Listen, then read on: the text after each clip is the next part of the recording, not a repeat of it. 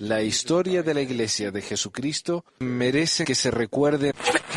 Pesquisas mormonas.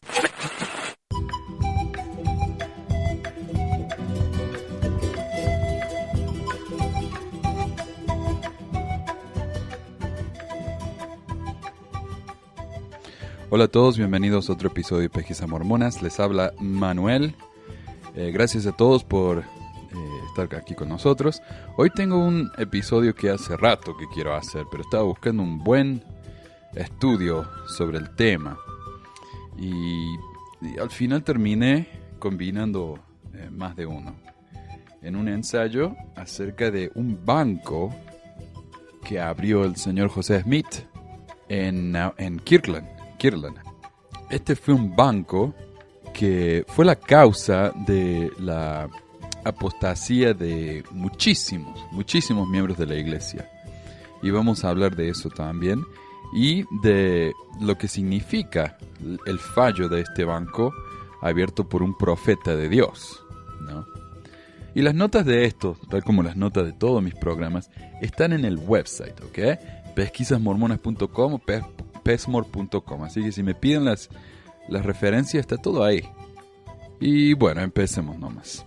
El 2 de enero de 1837, un banco que fue fundado bajo revelación divina, el cual no tenía una carta bancaria, o sea, autorización legal, cuyos oficiales no eran banqueros y cuya base de capital era estrecha, abrió sus puertas. Estas características probablemente no diferenciaban demasiado a este banco de los cientos de otras instituciones abiertas en este periodo, pero las circunstancias que rodearon la fundación de la Sociedad de Seguridad Financiera de Kirtland, así se llamaba, bueno, en realidad para ser más preciso, se llamaba la Compañía Antibancaria de la Sociedad de Seguridad Financiera de Kirtland, y ya vamos a hablar de por qué se llamaba Sociedad Antibancaria. Y los registros de sus operaciones son lo suficientemente diferentes de los bancos improvisados promedios de esa época como para echar un vistazo más cercano a su historia. El banco fue fundado para lidiar con la severa crisis de liquidación en la comunidad mormona, no tenían un peso, la cual llegó a su punto máximo a fines de 1836. La crisis de liquidación a su vez pasó de ser un intento por parte de los mormones de redistribuir las ganancias de manera comunal a la participación de la iglesia en el boom de los bienes raíces durante ese tiempo. Si bien al principio los santos estaban intentando cubrir sus deudas, esto pronto dio lugar a juegos especulativos que demostraron ser su ruina. Y es que José Smith, a pesar de que él intentó hacer plata de tantas maneras, intentó vender los derechos del libro de Mormón en Canadá y no se le dio, intentó abrir un bar en la mansión de Nabú y no se le dio, intentó hacer tantas cosas, ¿no?, para ganarse un peso y no le salía. Y con este banco tampoco le salió. Como dice acá, él estaba tratando de hacer plata para pagar las deudas que tenía. Pero después él empezó con la especulación de bienes raíces y le fue pésimo. Brigham Young era mucho mejor para eso que José. José Smith primero llegó a Kirtland en enero de 1831. Él allí encontró un lugar fértil para plantar una comunidad religiosa, ya que en Kirtland había un gran número de campbellitas fundamentalistas, cuya comunidad había sido organizada sobre la base de una economía comunista por Sidney Rigdon, un personaje famoso del mormonismo, que intentó reemplazar a José Smith después de que murió, pero Brigham Young le ganó. Y bueno, en esa época Sidney Rigdon era un pastor campbellita, pero pronto se convirtió al mormonismo. Con los miembros que trajo con él de Nueva York, más los conversos de Ohio, José Smith pudo organizar, en febrero de 1831, lo que llamó la Orden Unida de Enoch. Enoch, que sabemos es un personaje de la Biblia, pero también es el personaje principal de la masonería. Las reglas de la orden requerían que los miembros dieran sus propiedades personales a la iglesia. Esas propiedades entonces eran administradas por un obispo de la iglesia. Y esa era la función del obispo en esa época, ¿no? Cuidar los bienes materiales. A cambio de sus propiedades, el miembro de la iglesia recibía el derecho de usar una porción de sus bienes para apoyar a su familia. El tamaño de la familia determinaba el tamaño de la porción de la propiedad usada para el donante. Por lo tanto, era posible que la iglesia acumulara un balance de propiedades. Claro, todos daban todo lo que tenían a la iglesia, todo lo que tenían. Y a cada uno se le repartía de manera igualitaria. En otras palabras, era comunismo. La iglesia practicaba el comunismo en esa época, aunque ahora les gusta decir que no. Pero era un comunismo. Claro, algunos ganaban más, algunos ganaban menos, y no se les repartía a todos exactamente iguales, sino en base a lo que necesitaban. O sea, una familia de 7 tenía más que una familia de 2, pero a la iglesia le sobraba. Entonces esas propiedades pasaban a ser parte de la iglesia, bienes de la iglesia. Esta propiedad y o su sueldo se hacía disponible para ser distribuida a aquellas familias cuyas necesidades eran mayores que sus ingresos. La iglesia entonces asumió la responsabilidad de tratar de repartir los bienes según las necesidades. La práctica, la cual pronto se conoció como consagración, claramente estableció un precedente para que hubiera una relación íntima entre la iglesia y las fortunas temporarias de los miembros, y necesariamente, como consecuencia, facilitaba el movimiento de poderes económicos grandes a las manos de los líderes de la iglesia. Claro, ellos controlaban todo. Y como dice mi abuela, el que parte y reparte se queda con la mejor parte, ¿no? Es una desigualdad de poder tremenda. Y algunos, vio que yo publiqué hace muy poquitos, un par de semanas, ¿cuánto ganan los líderes de la iglesia? Que por años nos han dicho que los líderes trabajan gratis. Hoy sabemos que no, hoy sabemos que reciben un sueldo por su trabajo. $120,000 al año, hace 2 años, tal vez todavía gane lo mismo, quién sabe.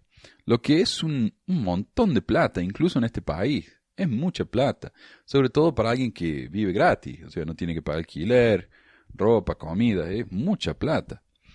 Y alguien me dijo, varios me dijeron en YouTube, no, lo que pasa es la ley de consagración. Todos los líderes donan su dinero a la iglesia y la iglesia los reporta entre todos. Pero eso no es cierto. La ley de consagración se dejó de practicar hace más de 100 años. O sea, si a mí me encuentro en una referencia diciendo que hoy los líderes de la iglesia practican la ley de consagración, la quiero ver. Lo que ellos sí practican es la ley de consagración, entre comillas, en el sentido de que todos los miembros del mundo donan dinero y de ese dinero se le paga a los líderes. Entonces, así sí, pero eso no es la ley de consagración. Bueno, por lo tanto, temprano en la experiencia de Kirtland, la iglesia mormona se convirtió en un poderoso órgano que tomaba decisiones en lo económico. El límite entre la finanza de la iglesia y la finanza de los miembros de la iglesia se empañó y la salud financiera de Kirtland quedó íntimamente vinculada con la de la iglesia. Y es lo que pasó también cuando se murió José Smith. Cuando José se murió, todas sus posesiones estaban mezcladas con las posesiones de la iglesia. Entonces, Brigham Young usó eso como excusa para no darle nada a Emma. Que Emma se quedó con la casa, ¿no? Pero igual ellos se fueron a Utah, así que igual. Y eso fue una causa de gran polémica entre Emma y Brigham Young. Aunque el Consejo de la Iglesia disolvió la Orden Unida de Enoch el 10 de abril de 1834, los principios económicos establecidos por la orden siguieron siendo una fuerza significativa, y hoy pasó a convertirse en el diezmo. Un estudioso que entendía bien la historia económica de los mormones escribe: debe ser enfatizado que, tanto en teoría como en práctica, se esperaba que la iglesia mormona jugara un papel central en organizar y mantener un sistema económico mejorado para sus miembros. Claro, todos confiaban en los líderes. Paralelo con el desarrollo de la sociedad comunal en la Kirtland mormona temprana, estaba el crecimiento de una explosión de bienes raíces que fue acompañado con un crecimiento rápido en la población de la ciudad. Los terrenos de Kirtland subieron de $50 cada uno a $200. Se dice que las granjas alrededor de la ciudad subieron en valor de unos $15 por acre a $150. Los mormones y sus líderes participaron en estas actividades especulativas de la época. La participación de la iglesia en las actividades de prosperidad tomaron 3 formas. 1. La compra de terrenos para ser revendidos, es decir, especulación inmobiliaria. 2. El emprendimiento de proyectos capitales grandes. como la fundación de una ciudad. Y 3. La construcción del templo de Kirtland. Estas 3 actividades requirieron mucho gasto, que a menudo fue financiado por medio de préstamos. La deuda de la iglesia creció muy rápido y demostró ser una carga muy pesada. Ya para 1833, los mormones habían sufrido su primera derrota grande al ser expulsados de Sion, que ahora se llama Independence, ahí en Missouri. Como respuesta, la iglesia casi inmediatamente comenzó a comprar terrenos en y alrededor de Kirtland para construir una ciudad que sirviera como establecimiento permanente para la iglesia. En un periodo de precios inmobiliarios que subían cada vez más, esta política pronto involucró a la iglesia en el mercado de bienes raíces. Una transacción aparentemente incluía el ofrecimiento por parte de Josiah Smith de $3,000 por la granja de Isaac McWhirty, bajo los términos de cobrarle $400 o $500 para traerlo a Sion, Missouri, y establecerlo allí, y una obligación por el resto como una seguridad e intereses. Tales transacciones eran comunes. Claro, él dijo, bueno, estás allá en Nueva York, yo te compro la granja por $3,000, pero te doy $2,500. El resto de los $500 o $600 es lo que te va a costar venirte a Independence, Missouri, ¿no? A Sion. Entonces la iglesia se convirtió en un negocio, que no es de extrañar. O sea, esto tiene origen en sus raíces, ya 1831 es un año después de que se publicó el libro de Mormón. El rápido crecimiento de la población requería un recargo de los bienes sociales, y la iglesia empezó a proveer algunos de ellos. Un aserradero a vapor, en el que Smith mismo invirtió miles, fue abierto, así como una curtiembre y una imprenta. Estos proyectos también requerían un gran gasto, muchos de los cuales eran financiados tomando prestado de fuentes en Cleveland, Buffalo y Nueva York. El proyecto más grande de los mormones era la construcción del templo. El templo era el centro de la actividad religiosa y económica. Reportes dicen que costó unos $70,000, aunque la cifra más usada es $40,000. O $1,000,000 en cifras actuales. Fue financiado por medio de la consagración del dinero, así como con contribuciones de bienes. Pero estas fuentes no eran suficientes para pagar por la construcción, que duró 3 años, entre 1833 y 1836. En 1835, los líderes de la iglesia abrieron varias tiendas por medio del uso del crédito de intercambio, el canje. Gran parte del inventario de estas tiendas era usado para pagarles a los trabajadores del templo. Además, el templo tenía un gravamen, algo así como un impuesto, de $13,000 casi desde el principio. Ya para 1836, y disculpen si esto es medio seco esta parte, ¿no? Pero es un antecedente importante para lo que va a pasar con el banco. Y esa historia sí que es jugosa y me parece que les va a gustar mucho. Ya para 1836, la deuda acumulada por la iglesia y sus líderes era preocupante. Los registros de demandas contra José indican que de octubre de 1831 a junio de 1837 tomó prestados $25,427, o $660,000 en cifras actuales. Unos 15,000 de ese total fueron tomados prestados en los 12 meses anteriores a 1837. El resto, $10,000 más, en 1831 para establecer y comenzar las operaciones de la Orden Unida de Enoch. O sea, tomaron un préstamo para empezar consagración. Vale subrayar que estas figuras incluyen solo los préstamos que resultaron en licitaciones en la corte del condado de Geauga, Ohio. Más tarde, en 1841, Josiah Smith hizo una lista de sus deudas que incluían $33,413 adicionales anteriores a 1838. Así que era cerca de $60,000, o algo así como $1,500,000 en cifras actuales. Por lo tanto, los registros claramente indican que para 1836 el esfuerzo mormón en Kirtland estaba avasallado por las deudas. Estaban aplastados por las deudas y ya no saben qué hacer. Una posible solución al problema financiero de este grupo plagado por una deuda opresora e inminentes vencimientos era la formación de un banco. un banco dedicado a recibir especies y pagar por ellas con papel moneda. El banco podría ayudar mucho a cubrir la necesidad de solvencia en la comunidad y en la iglesia. Y esto fue algo que mi ciudad hizo cuando yo vivía allá, cuando era chico. La ciudad no tenía dinero, estaba casi en la quiebra, entonces lo que hicieron fue vendieron bonos. Y la manera que esto funcionó es, en vez de darle dinero a sus ciudadanos, la ciudad imprimió estos bonos y los repartió como si fuera efectivo. La gente con estos bonos podía ir y comprar sus cosas, ¿verdad? Y esta era una inversión, o sea, era una inversión basada en una promesa futura. La ciudad iba a comprar esos bonos en el futuro a cambio de dinero efectivo una vez que la situación se mejorara. Y ellos esperaban que estos bonos, ya que hubiera dinero en circulación, iba a mejorar la economía a la larga. Yo no sé si funciona, me imagino que sí, pero eso es lo que está haciendo acá José Smith. Él está ofreciendo este dinero, bonos de Kirtland, no son dólares, son bonos del banco de Kirtland, a cambio de especies. Ahora, como ya voy a explicar en un minuto, un banco que imprime dinero, que acá en los Estados Unidos, por ejemplo, es el gobierno, la Casa de la Moneda, ¿no? que imprime el dinero. Y ese dinero que imprime tiene que estar respaldado por algo, ya sea por oro, por especies, que diríamos terrenos, deudas de otros países. O sea, cuando uno le da todo ese dinero a los Estados Unidos de vuelta al gobierno, el gobierno tiene que producir esa misma cantidad de dinero en bienes.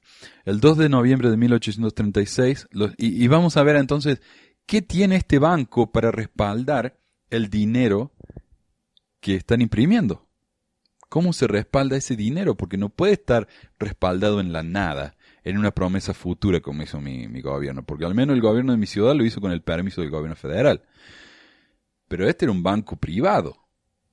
El 2 de noviembre de 1836, los líderes de la iglesia organizaron la Sociedad de Seguridad Financiera de Kirtland con con una capitalización declarada de $4 millones.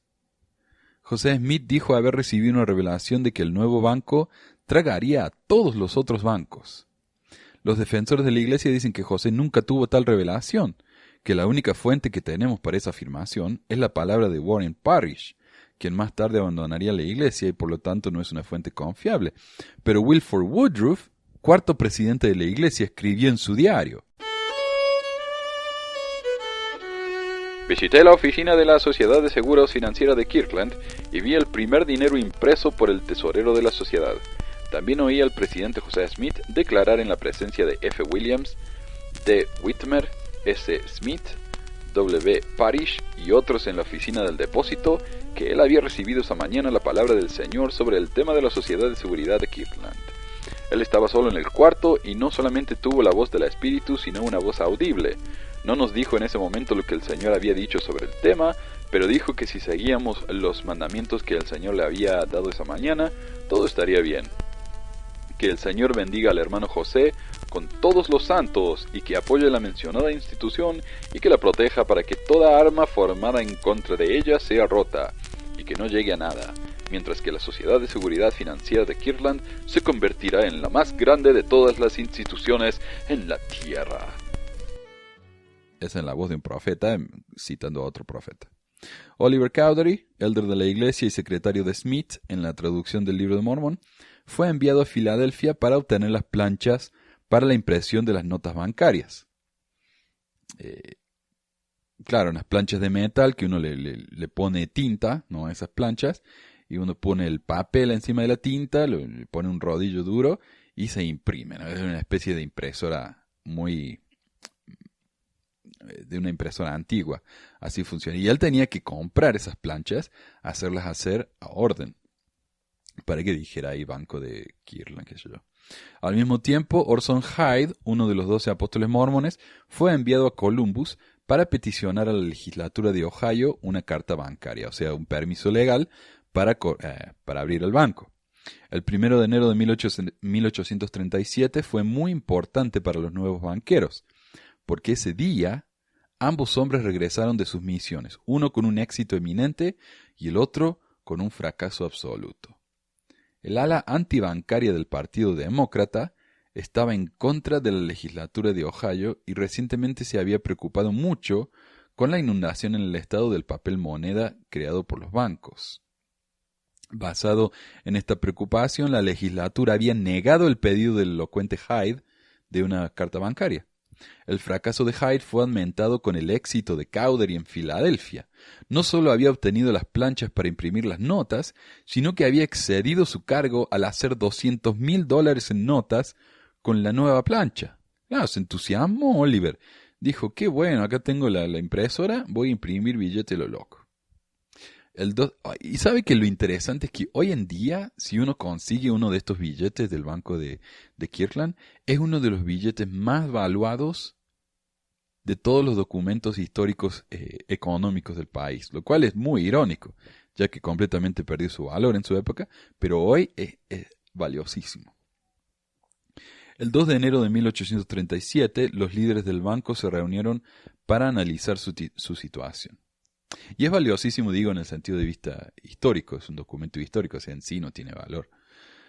Pero bueno, se reunieron para analizar su situación. La reunión resultó en uno de los sucesos más extraños en la historia bancaria, ya que decidieron abrir el banco bajo el pretexto de operar una asociación antibancaria. Ya dijimos que los demócratas eran antibanco a causa de que habían tantos bancos y tantos estaban imprimiendo plata que el dólar ya no tenía valor.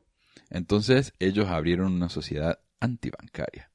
La nueva institución fue rápidamente nombrada Compañía Antibancaria de la Sociedad de Seguridad Financiera de Kirtland, o el Banco Mormón. Sidney Rigdon fue nombrado secretario del banco y José Smith fue su primer tesorero. Puesto que no habían recibido una carta bancaria, permiso federal, al menos podían operar como una sociedad antibancaria sin la necesidad de aprobación legislativa. Tal razonamiento tal vez podría ser justificado si la asociación no hubiera efectuado todas las funciones de un barco comercial, además de que el acta de Ohio del 8 de febrero de 1815 específicamente decía que era ilegal imprimir dinero a menos que fuera autorizado por la legislatura. Y los mormones no fueron autorizados por la legislatura. Entonces ellos dijeron, no, lo que tenemos acá no es un banco, es un antibanco. Pero lo abrieron y lo hicieron como si fuera un banco. Entonces no era un antibanco, era un banco. Era solamente un antibanco en nombre. En otras palabras, abrieron un banco y lo manejaron de manera absolutamente ilegal. Después de que la legislatura le dijo que no lo hicieran.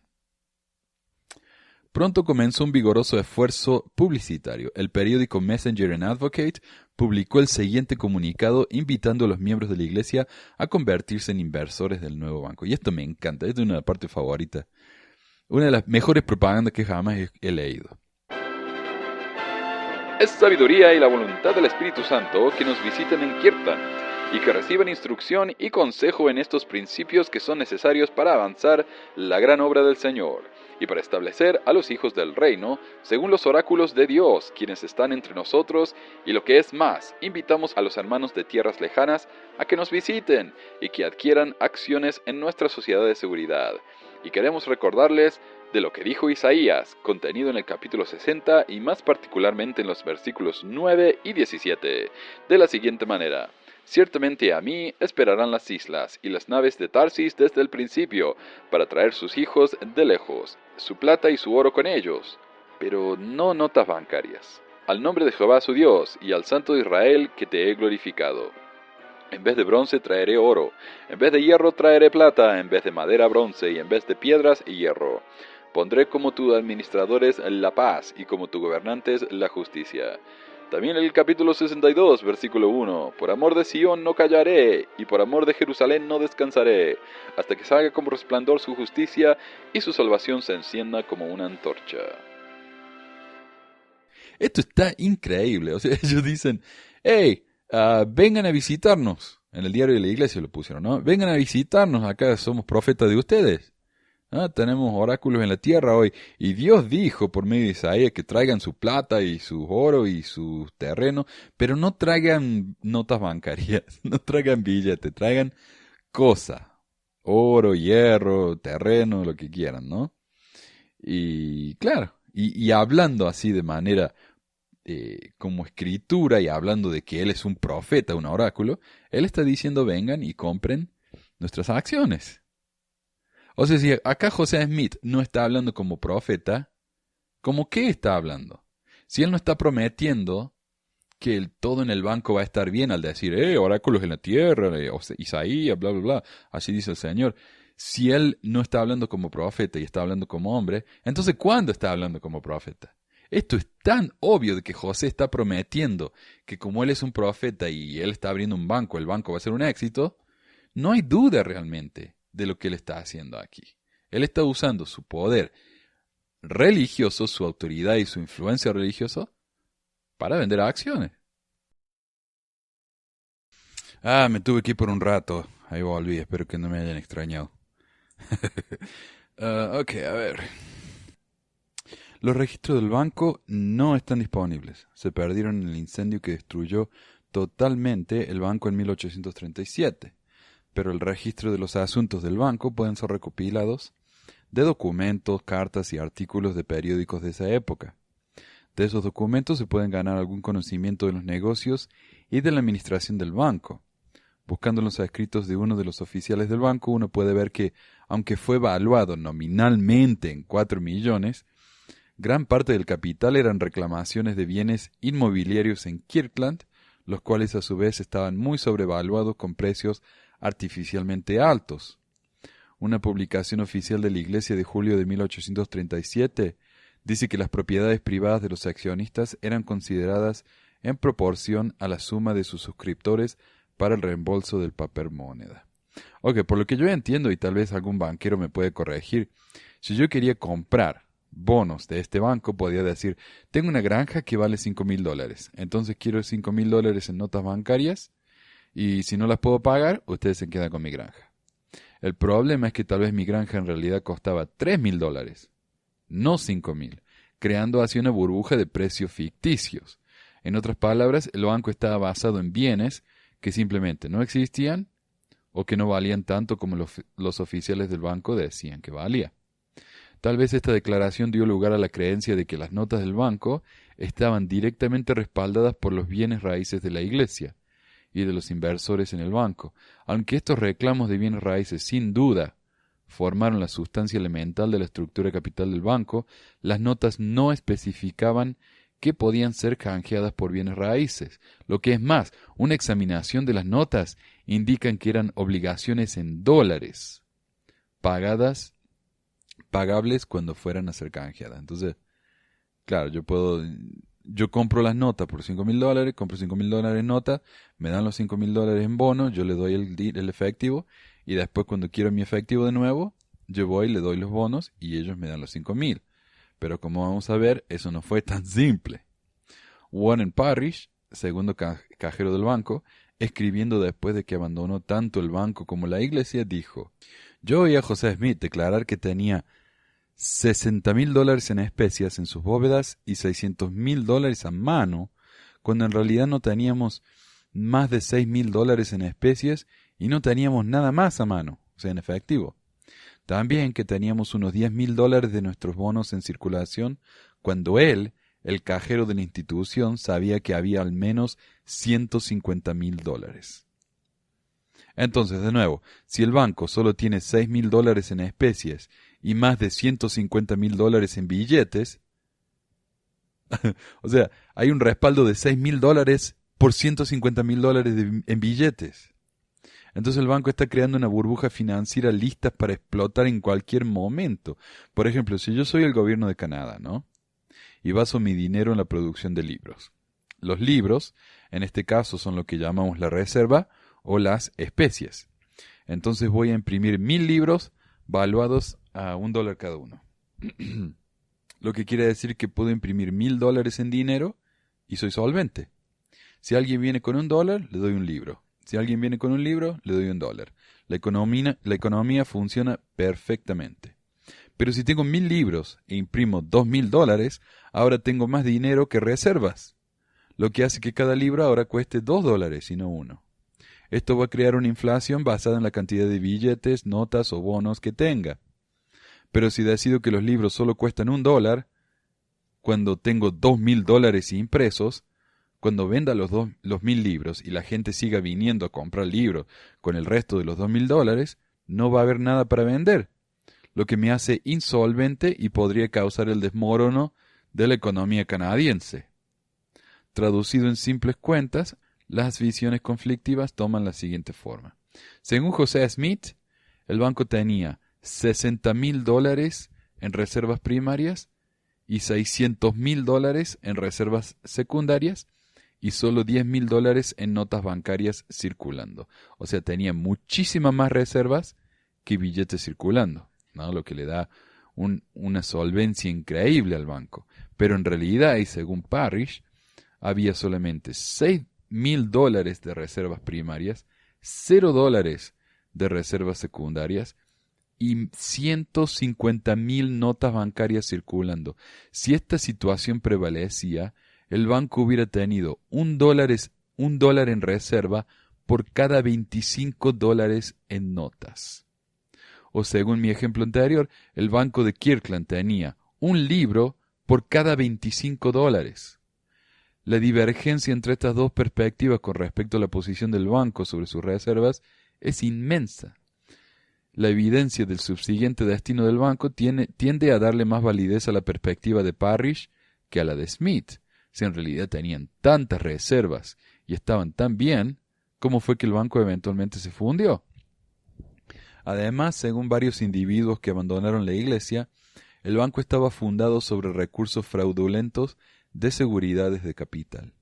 Ellos relataron que las bóvedas del banco estaban llenas de cajas y que cada caja decía $1.000.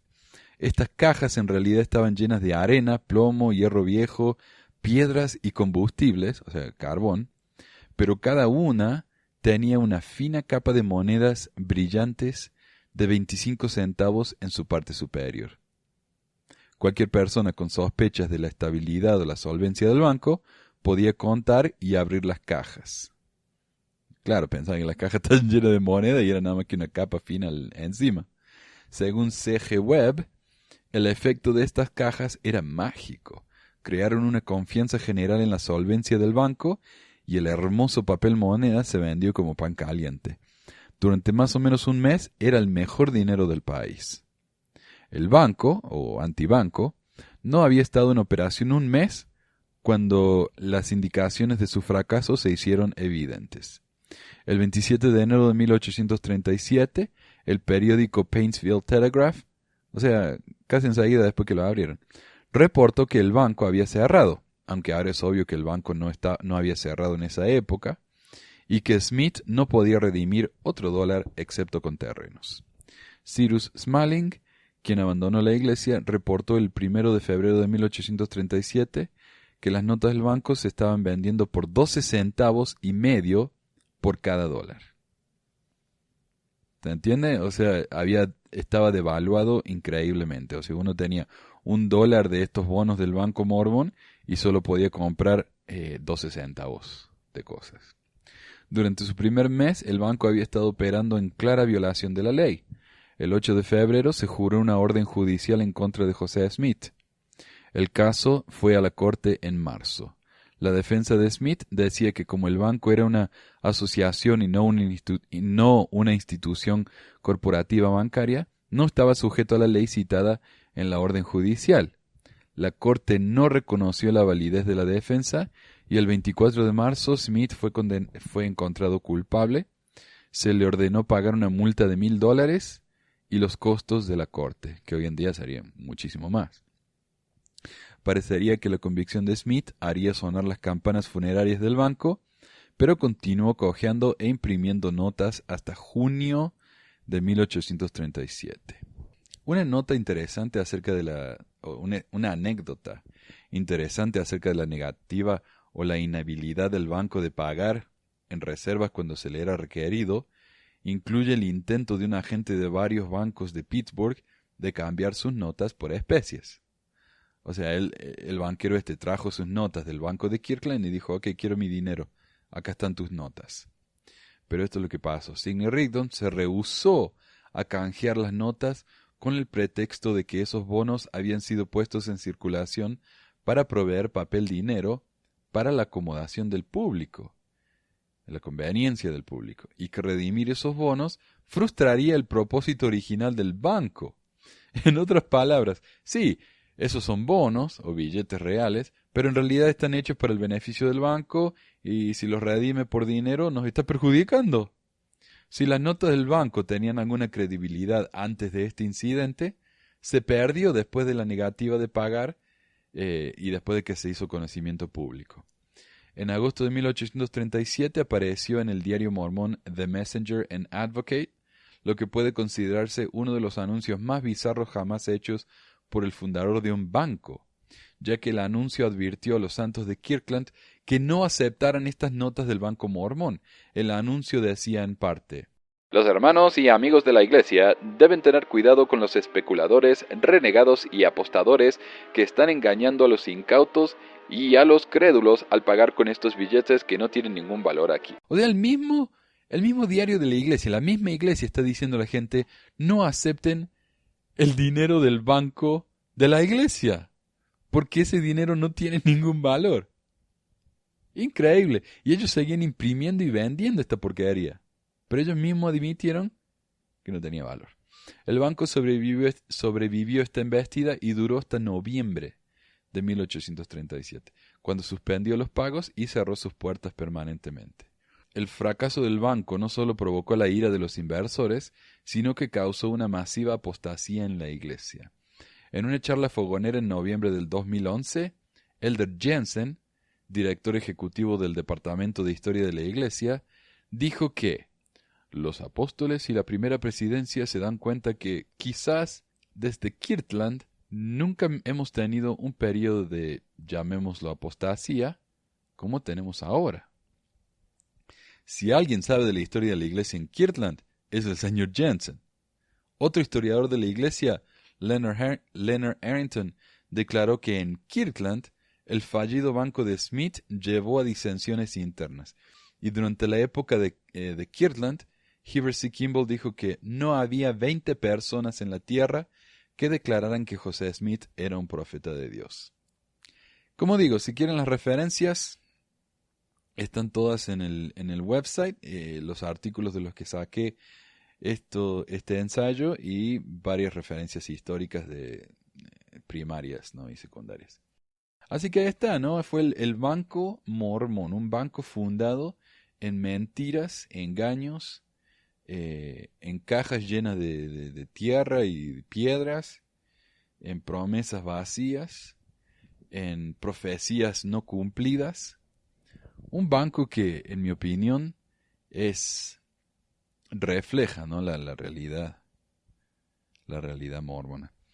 Pero bueno, eso es todo por hoy. Muchísimas gracias a todos. Fue un episodio cortito. Me parece que van a haber varios episodios cortitos en el futuro, porque hay muchos temas que me parecen muy interesantes, pero que no son para tanto, ¿no? Así que gracias de nuevo por escucharme y nos vemos la semana que viene. Adiós. Extra, extra, read all about it.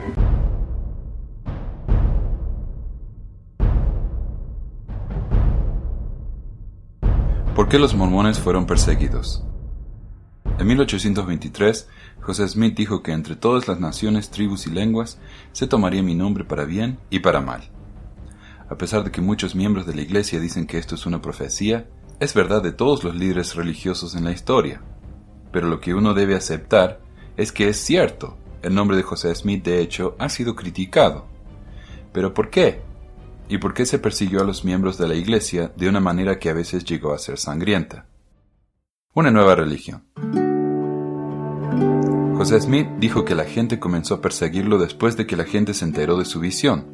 De su experiencia dijo: a los pocos días de haber visto esta visión, me encontré por casualidad en compañía de uno de los ministros metodistas, uno muy activo en la ya mencionada agitación religiosa, y hablando con él de asuntos religiosos, aproveché la oportunidad para relatarle la visión que yo había visto. Su conducta me sorprendió grandemente. No solo trató mi narración livianamente, sino con mucho desprecio, diciendo que todo aquello era del diablo, que no había tales cosas como visiones ni revelaciones en estos días, que todo eso había cesado con los apóstoles y que no volvería a haber más.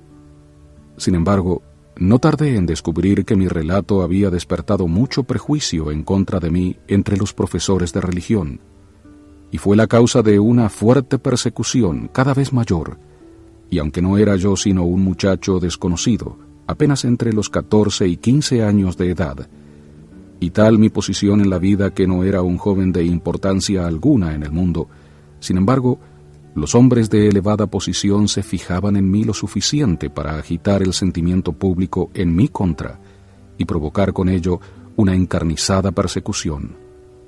Y esto fue general entre todas las sectas. Todas se unieron para perseguirme. Hay un par de problemas con este relato. Primero que nada, no hay ninguna evidencia de una agitación religiosa en su región. Hubo una, pero años después. Segundo, las visiones celestiales en la época y en el área de José Smith no eran la excepción, sino la regla. Elias Smith, de Vermont, a la edad de 16 años, tuvo una experiencia muy similar a la de José en el bosque cerca de Woodstock, cuando vio al Cordero en el monte Sión y una gloria brillante en el bosque. José Samuel Thompson, quien enseñó en la Academia de Palmira en 1825, había visto a Cristo en un sueño descendiendo del firmamento, en un resplandor de brillo superior a 10 veces el brillo del sol meridiano, y le oyó decir: «Yo te comisiono que vayas y le digas a la humanidad que he venido, y pujar a cada hombre a que cante victoria». Asa Wilde, de Ámsterdam, Nueva York, habló con la majestad terrible y gloriosa del gran Jehová, y aprendió que cada denominación de cristianos profesantes se había vuelto extremadamente corrupta, que 2/3 de los habitantes del mundo estaban a punto de ser destruidos y el resto iba a ser introducido al nuevo milenio. Wilde dijo que mucho más el Señor reveló, pero me prohíbe que lo relate de esta manera. Pronto voy a publicar un panfleto barato, mi experiencia religiosa y los viajes en la vida divina. Muchos otros dijeron que no solamente habían visto a Dios y a Jesucristo, sino que ellos mismos eran el Mesías, y sin embargo, ellos no hablan de ninguna persecución. Esclavitud. Si bien los Sud no eran abolicionistas, tampoco tenían esclavos. Esto era más que nada porque eran, en su mayoría, europeos o del área de Nueva Inglaterra, donde la gente tenía actitudes mucho más progresistas con respecto a los negros. Pero cuando los santos se mudaron de Nueva York, fueron a lo que se consideraba el sur, a áreas donde la esclavitud era defendida con uña y diente. De hecho, el 29 de junio de 1836, los ciudadanos de Clay County, Missouri, expresaron la siguiente queja en contra de los santos que se habían establecido allí. Son hombres del este, cuyas maneras, hábitos, costumbres y hasta dialectos son esencialmente diferentes a los nuestros. No tienen esclavos y se oponen a la esclavitud, la cual en este peculiar período, cuando el abolicionismo ha levantado su vista deforme y maliciente en nuestra tierra, es calculada para excitar prejuicios profundos y permanentes en cualquier comunidad donde la esclavitud es tolerada y protegida. Aparentemente, el problema empezó cuando W. W. Phelps publicó un artículo en el diario de la Iglesia, el Evening and Morning Star, en el que escribió: «En conexión con los maravillosos eventos de esta época, mucho se está haciendo para abolir la esclavitud y colonizar a los negros en África».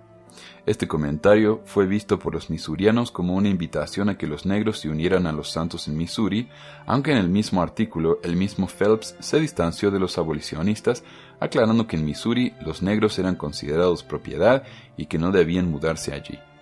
Luego de la crítica que recibieron por este artículo, la Iglesia se hizo mucho más vocal en contra de los negros, pero no antes de ser expulsados de Missouri.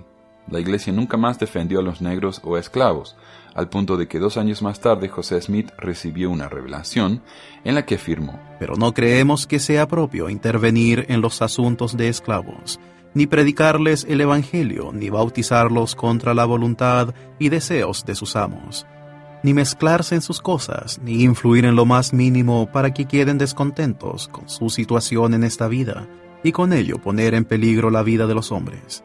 Creemos que tal intervención es ilícita e injusta, y peligrosa para la paz de todo gobierno que permite la esclavitud de seres humanos. Poder político. Como la Iglesia creció rápidamente y como sus miembros votaban en masa por el candidato que sus líderes les recomendaran, ganó poder político que asustó a los residentes viviendo en las áreas cercanas a las comunidades sud. Muchos americanos temían a los grupos cerrados, sospechando que planeaban complots subversivos para derrocar sus sociedades libres y pluralistas. José apoyaba a candidatos que beneficiaran a los mormones, y los candidatos a su vez estaban dispuestos a hacer tratos con los mormones para poder ganar sus votos. En la Enciclopedia del Mormonismo, bajo el artículo Política en Nauvoo, dice: al principio los santos eran neutrales en la política, pero en los años 1840 y 1841 votaron sólidamente por los Whigs en Illinois, aunque habían votado por los demócratas en Missouri. Esto alienó a algunos demócratas, pero la mayoría de los políticos buscaban el voto masivo sud en Illinois, tal como otros buscaban el voto católico en Nueva York. Este poderío político amenazaba a los ciudadanos en los diferentes estados a los que se mudaban los santos, causando una gran animosidad y llevándolos a echar a los mormones de donde vivían. Violencia y fuerza militar. Otra causa de intimidación por parte de los santos era su uso de la violencia, cuando les parecía beneficioso. Si bien a veces la violencia era necesaria y justificada, cuando debían defenderse de ataques no merecidos, muchas veces esta violencia era considerada innecesaria y causaba temor en sus vecinos. El ex abogado Thomas C. Sharp, quien vivía en la vecina ciudad de Warsaw, se había mudado a la región en 1840, y en 1841 había comprado un periódico y lo había renombrado Warsaw Signal. Sharp y José Smith nunca se habían conocido, pero José ciertamente apreciaba el poder de la prensa favorable.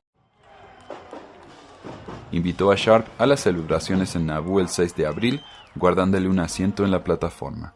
Sharp disfrutó de una cena de pavo que José les presentó a sus invitados especiales en la mansión de Nauvoo. En la primavera de 1841, después de ver los rangos del poderío militar de José en el desfile durante las celebraciones de Nauvoo, Sharp se volvió contra Smith con venganza. Sharp ofreció una crítica general de las ambiciones políticas de los santos, insistió que honraba las creencias religiosas de los santos, pero estaba dispuesto a oponerse a la concentración de poder político en un cuerpo religioso o en las manos de cualquier otro grupo pequeño de individuos. El historiador Jason Welch escribió que, en marzo de 1838, José Smith, el fundador de la Iglesia de Jesucristo de los Santos de los Últimos Días, mudó su centro de operaciones de Kirkland, Ohio, a Far West, Missouri. El siguiente mes, Smith pidió a todos sus seguidores a que se le unieran en Missouri. Tanto los mormones como los protestantes que vivían en el área antes de la llegada de los santos decían que la región era su hogar exclusivo, y cuando la tensión llegó a un punto culminante el 4 de julio, expresaron sus emociones de la única manera en la que la gente de la frontera sabía cómo hacerlo, con violencia. Los protestantes formaron comités de justicieros y los mormones formaron una sociedad paramilitar secreta llamada los Hijos de Dan o los Danitas. Welch entonces pasa a describir cómo los santos atacaron a sus enemigos de una manera brutal y que desencadenó los eventos que llevaron a la llamada masacre de Hunts Mill, en la que 21 mormones fueron asesinados.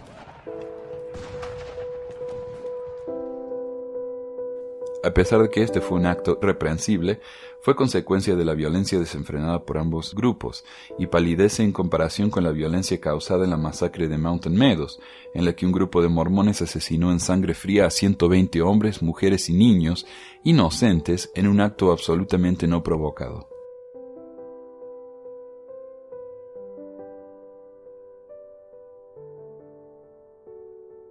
Esta masacre es la tercera más grande en la historia de este país de estadounidenses contra estadounidenses.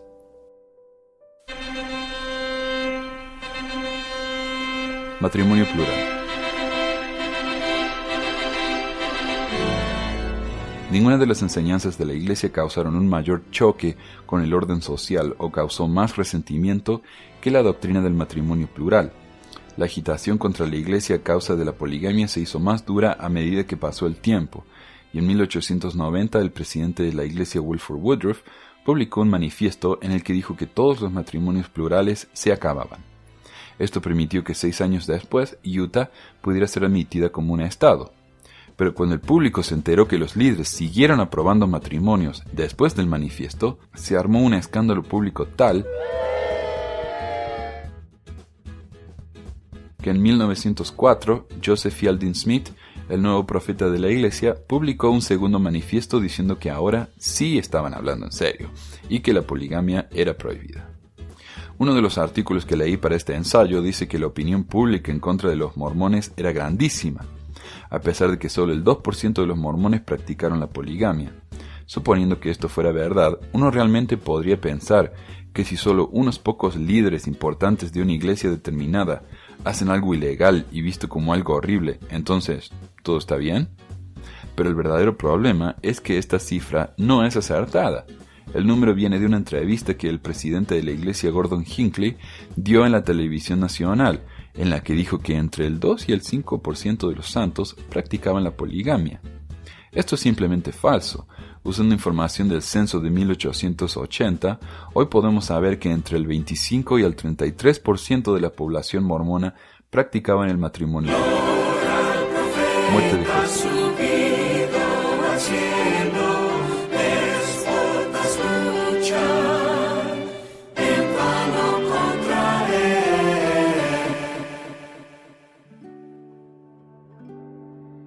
Si bien es cierto que José Smith fue asesinado, su asesinato no fue a causa de persecución religiosa, sino a causa de todas las cosas mencionadas en este artículo.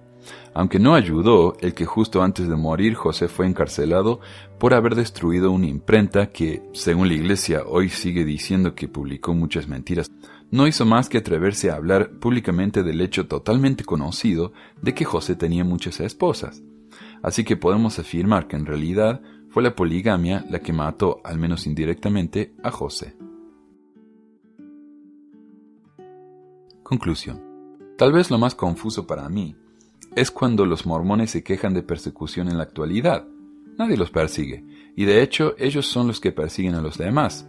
En la historia de la iglesia, y según Richard Turley, historiador oficial de la iglesia, solo un puñado de personas fueron asesinadas a causa de su membresía en la iglesia.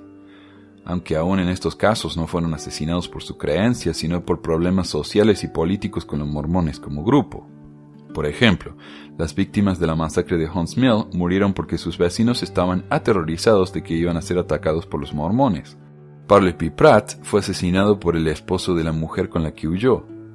José y Hiram fueron asesinados por haber destruido una prensa privada, abusando de su poder político. José era el alcalde de la ciudad. A pesar de que los líderes de la iglesia siguen diciendo que la libertad religiosa debe respetarse, nadie detiene la libertad de los mormones de adorar donde y como quieran.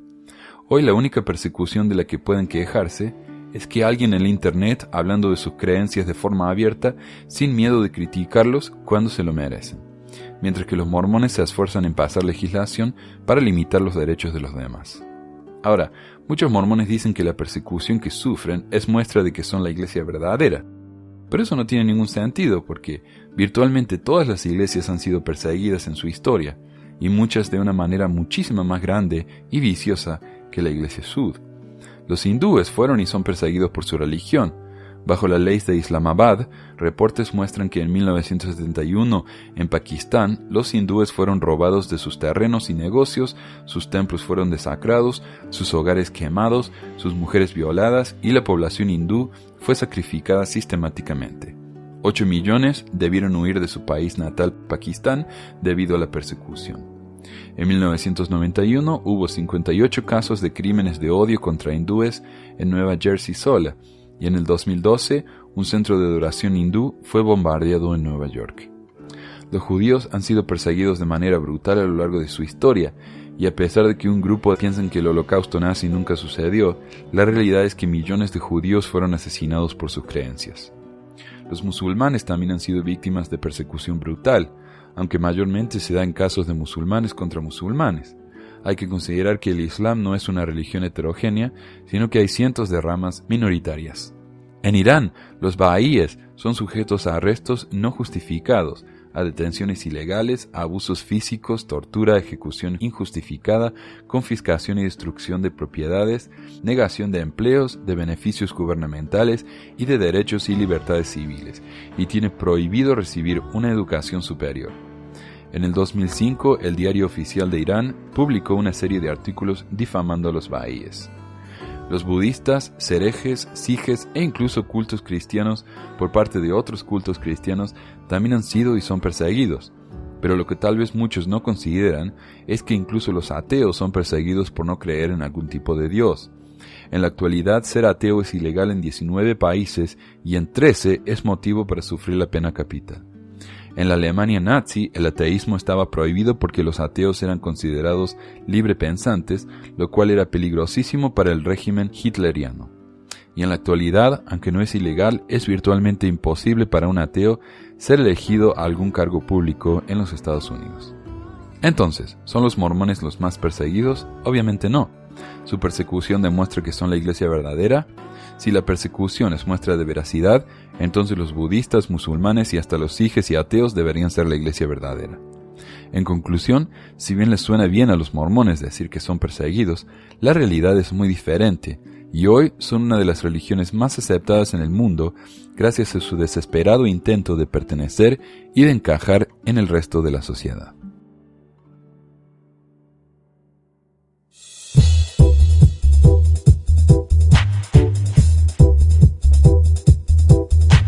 Gracias por escuchar esta edición de Pesquisas Mormonas. No se olvide de visitar nuestro website en pesquisasmormonas.com o pesmor.com y nuestro blog en pesquisasmormonas.org o pesmor.org. También tenemos un grupo de Facebook donde la discusión siempre es animada, y si tiene un comentario, pregunta o hate mail, puede enviarlo a manuel@pesquisasmormonas.com. Y si por alguna razón ha abandonado la iglesia y ya no sabe qué hacer con todos esos miles de dólares extras, ahora que ya no paga el diezmo, le agradeceríamos si nos envía $1 o $2 por medio de Patreon en patreon.com/pesquisasmormonas o en paypal.me/pesquisasmormonas para ayudarnos a cubrir los gastos de domain y hosting del podcast. Muchas gracias de nuevo y hasta la próxima semana. La música del comienzo del podcast es la canción de la primaria Historias del Libro de Mormón, por Clive Romney. La canción previa a esta es La Hora del Profeta del ex de Acevedo, y esta es la versión de la banda Roosters de la canción de la primaria Palomitas de Maíz.